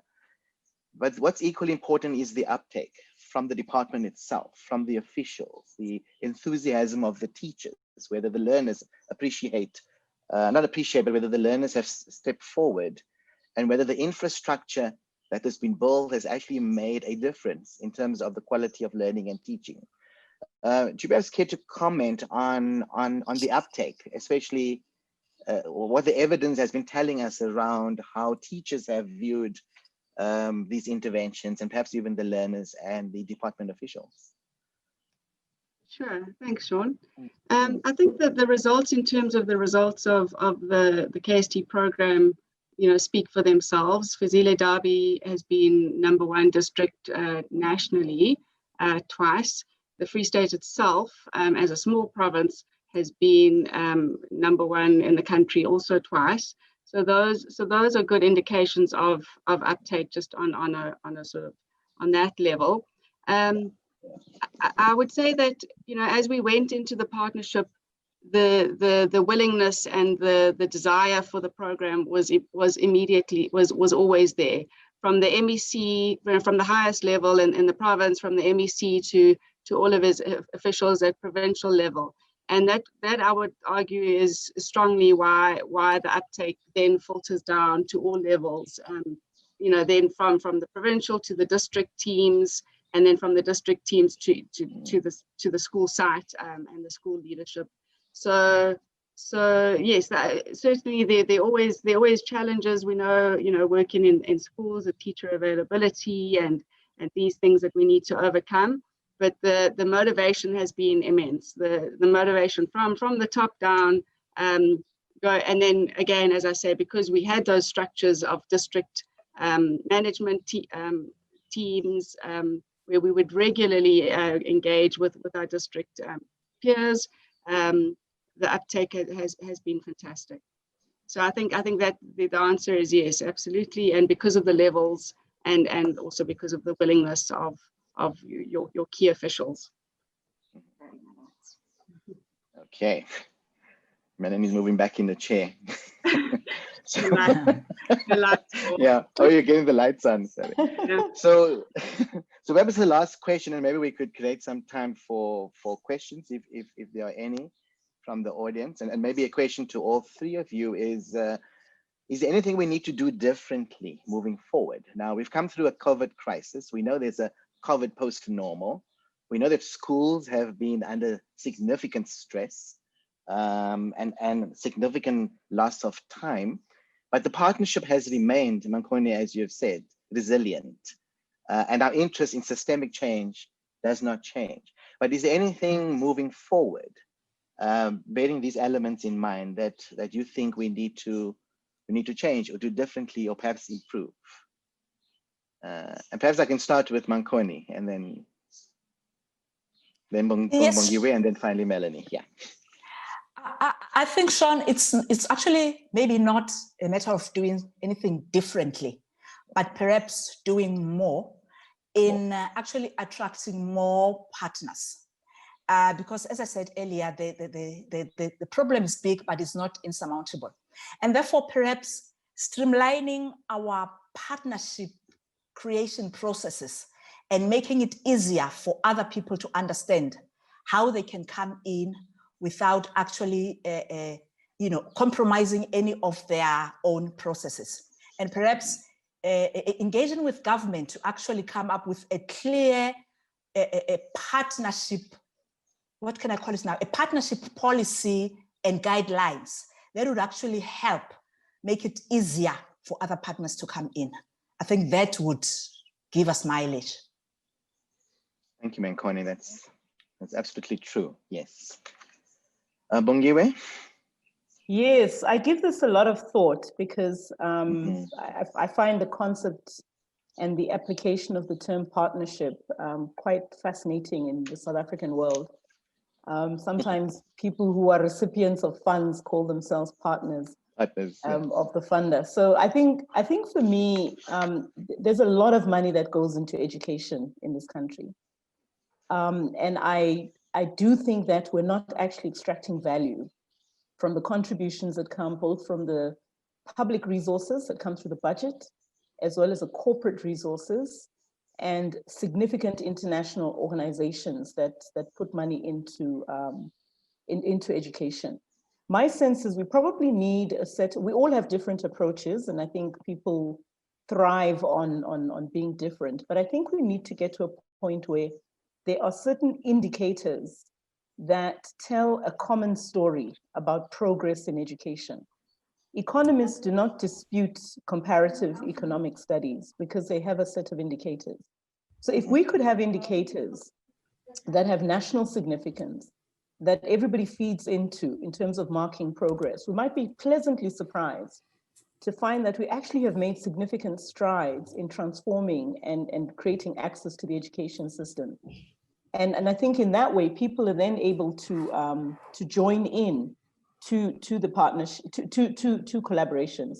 At first rand, because I kind of come with the totality of the system, one of the initiatives we have just started is to create what we're calling a, I don't know whether to call it a dating site, we're calling it EdVision. It's a platform, really, that brings people who invest in education together with people who implement education reform.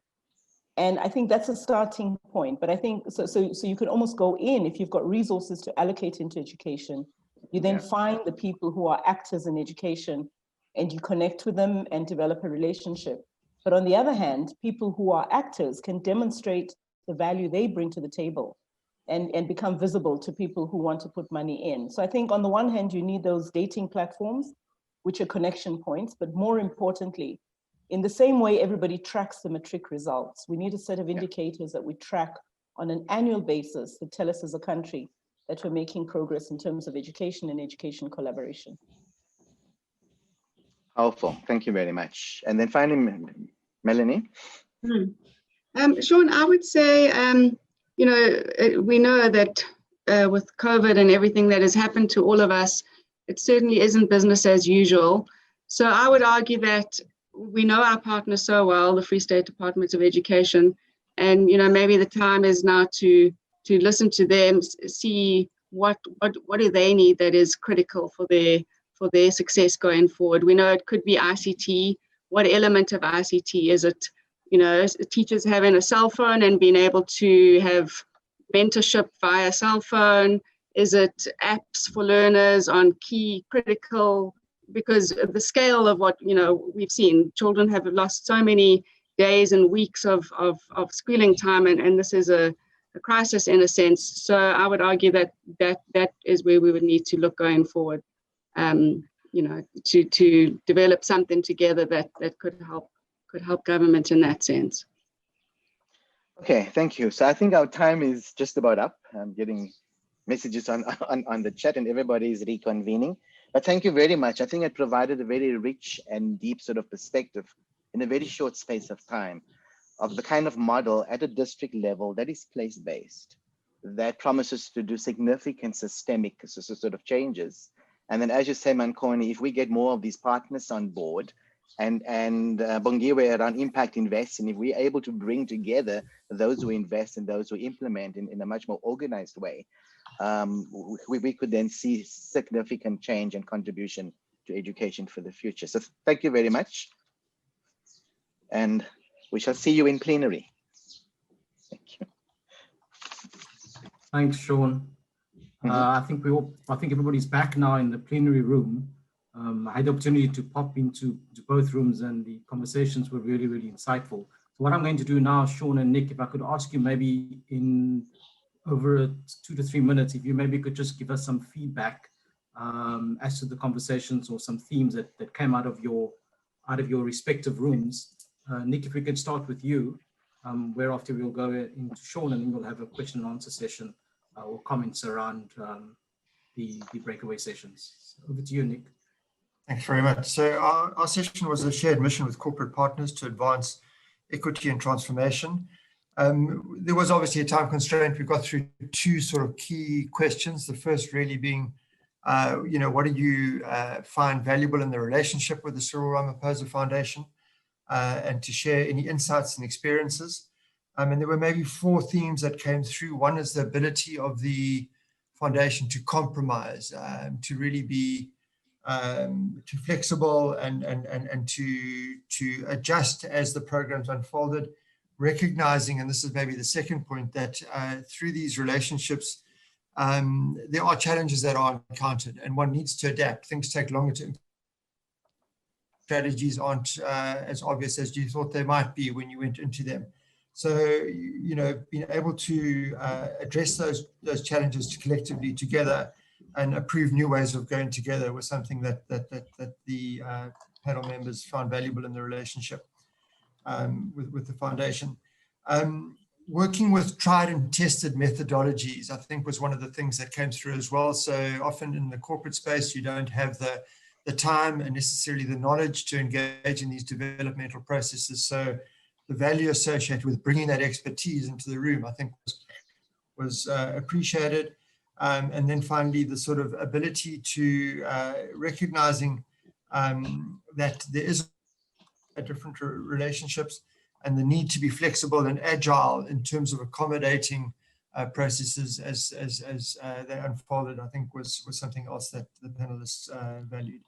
In terms of where things could go in terms of the future partnership, one of the comments made was the need for the foundation to understand the perspective of the funder. So their challenges associated, for instance, with social and labor plans, with their BEE requirements, whether it's budget constraints or particular corporate conditions. So how do you look outwards back into and really understand the depth of the relationship and cement that partnership through that by understanding their circumstances? I think that was one point that came through. To learn more about each other and recognizing the learning journey, not only for the partner, but the people around the partner, and how do you share those lessons, I think came through as a concept. The need to constantly innovate. So where you start is not necessarily where you finish. You need to adjust with COVID, you know, potentially whether that's around technology and use of technology or renewables in schools, but being able to constantly shift the goalposts as these projects unfold and to adjust accordingly so they're not static. I mean, it was made the point that often these are long-term relationships. and then you know, one needs to understand that they will shift through the duration of that relationship, and one needs patience of time to work through that. And then I think the last point made, which I thought was useful, is that corporates, sometimes the relationship is purely about funding. You give money to us and we implement. And is there a way that the relationship can extend beyond that into actually tapping into other resources within the company, and to build the depth of the relationship out through time and expertise and other resources, which would ultimately not only cement the relationship, but actually potentially bring additional resources into the partnership. So I think those are some of the points that I picked up. I hope I've represented them fairly, but I'm sure our panel members will have an opportunity to comment further in the Q&A that follows. Thanks, Nick. Very insightful. Over to you, Sean. Okay, so we've had also a very exciting sort of reflection on partnerships with the government around education. I think we went through the model, we affirmed the value add of the model, and the kind of impacts that it has facilitated both at the district office level and down to the school level. I think the key partners to this, Kagiso Trust, Cyril Ramaphosa Foundation, and then the First Rand Empowerment Foundation, the key motivation that ties them all together has been around the need for systemic change, for systemic and substantive change. And I think over the last sort of 7 years of investment, which also gives you a sense of this model being place-based, focused at the district, and the kind of journey in time has allowed for its success. We have learned that relationship building is key, takes time, and that treating the department and ourselves as KST or as KST as equal partners, and this has been shown through the experiences that we have. I think in terms of looking at some improvements moving forward and how we deepen or sort of reinforce this kind of partnership, the one is to attract more such partners that are willing to come on board, that are interested in systemic change, and that are interested in co-investing. I think one of the key elements that is also required is from a government side point of view, and perhaps as a collective, is that we need to reimagine a partnership policy and guidelines that would take account of the unique nature of this kind of partnership. I think it's the second issue is that it has been noted that there's been quite significant and multi-sectoral investment in education. Sometimes we don't necessarily extract all of that kind of value. And perhaps we need a whole series of indicators to tell stories of progress, and perhaps even a platform that would allow those who invest to link up with those who implement in a more sort of empowering way to make sure that there is returns on the investment. And then the third part is that as KST moving forward, we need to listen carefully and deeply, and in fact, being at the end stages of this 7-year investment is to understand what the department requires moving forward, but there's certainly quite a bit of experience around sustainability and exit processes, and those are in effect happening as we speak. I think the last point is that KST has also demonstrated through the COVID-19 crisis that it is a resilient partner and has walked the journey with the department to make sure that we maintain the kind of value that we've agreed to. Thank you. Thank you, Sean. Thank you, Nick, for facilitating those breakaway sessions so well. I'm now going to invite questions or comments from the floor or from any of the panelists. So again, if you can just maybe jot down your question in the chat section. We are running slightly behind time, so the question and comments will probably go until about 12:15. So I'll invite any questions, but if I can maybe just go back to the question that was raised by Banyana. Apologies, I neglected to take down the surname just before we concluded the last question, the last Q&A session. And it's something that Sean touched on. So Banyana wanted to know that the report recommended that the foundation continue with the multi-sectoral partnership approach. And Banyana wanted to know if there were plans to measure the effectiveness and the impact of a multi-sectoral partnership intervention.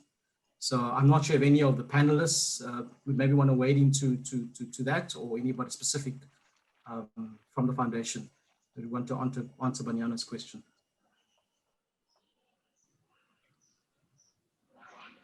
If I could come in, measuring the effectiveness of partnerships, I think is crucial, because I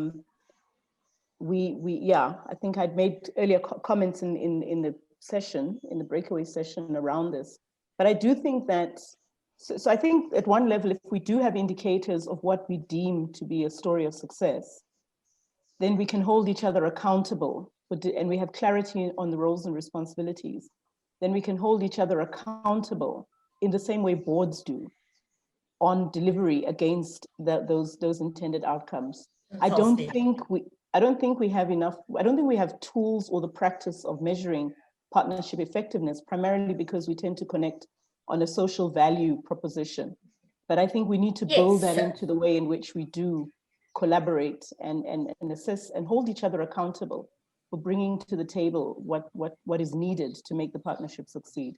So I think it's a very good question, and I think probably it's something that should be addressed going forward. Thank you, Bongiwe.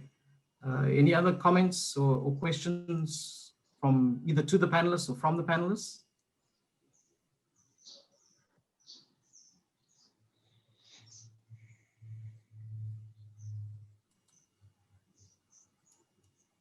No? Well, we made up the time then. That's fantastic. Yeah, so I suppose just we're running 5 minutes ahead. So maybe I'll be able to give you 5 minutes back of your day. Wouldn't that be fantastic? And it once again just reinforces the value add of the foundation, that we not only save you time, we also save you money. So what I'm going to do now is I'm going to call on Melanie Spencer, the Chief Operations Officer for the foundation, to maybe just share with us some closing remarks. Before you do that, Mal, there is a question from Griselda. Just trying to find that. Oh, it says, how can corporate South Africa partner with the various initiatives to deliberately and unintentionally correct the wrongs of our past without being labeled corrupt? So any takers from private sector in particular?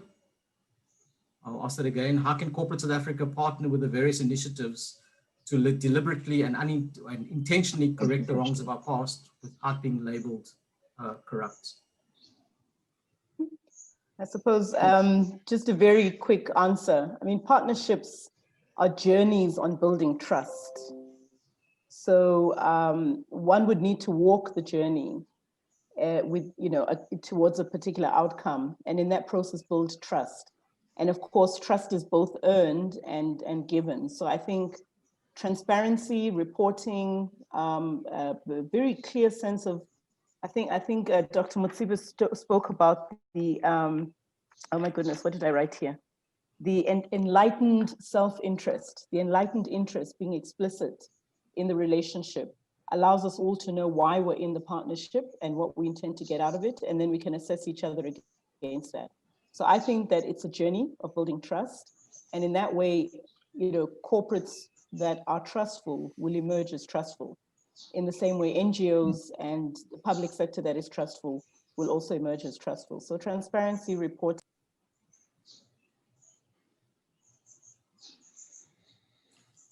Thank you, Bongiwe. I think you just died at the end there, your sound. Were you done?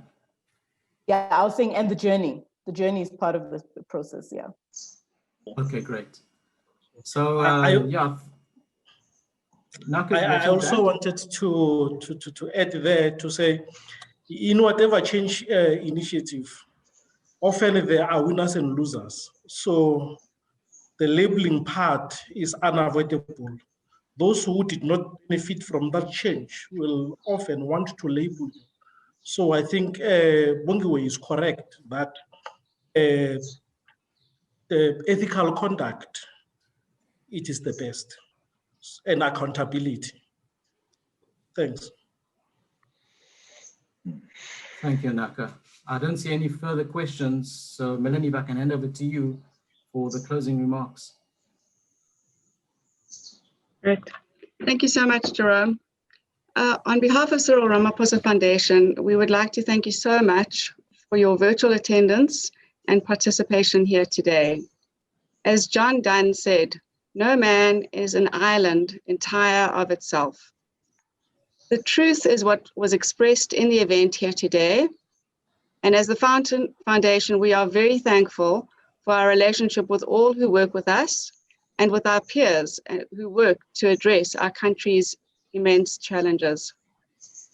May we all be strengthened in our efforts and be collectively successful in achieving a South Africa in which everyone enjoys peace and prosperity, dignity, work, food, safety, security, sustainability, health, housing, and happiness.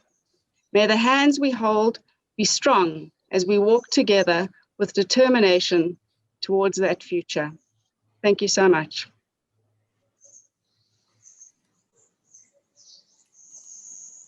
Thanks, Melanie. Yeah, so I suppose in tying everything together and closing off the morning, all I can say to you is that, you know, in 2020 in particular, I think our most valuable commodity is our time and our attention. So on behalf of the Foundation, I just want to thank you from the bottom of my heart for your time and your attention. It is really appreciated, and wish you well for the best of the day. And we've actually given you back 10 minutes. So we've even improved on that offer. So thank you once again. If I'm not mistaken, I think that everything that will be made available to you will be made available probably on the Foundation's website, but I'm sure that everybody who's attended will actually get detail as to where they can access the recordings and the reports, etc. So thank you, everybody. Thanks once again, and hope you have a great day going forward, and stay safe and stay sane. Thank you. Bye-bye.